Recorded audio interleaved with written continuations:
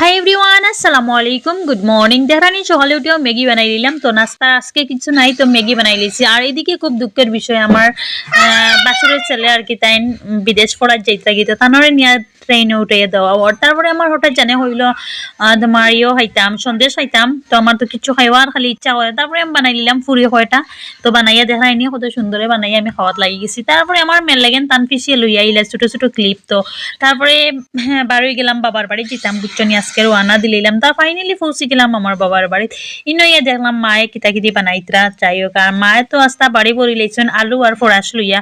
মনে মনে আমার ফুড়ি নাইতা তো খাইতা করি, তো আমরা কোনো অত খাইতাম পারিনি। এদিকে আমার ছেলে আইয়া তো পুরা মাটি সাটি সানের ইনো, মানে তার বাবার বাড়ি তো আর মাটি পায় না।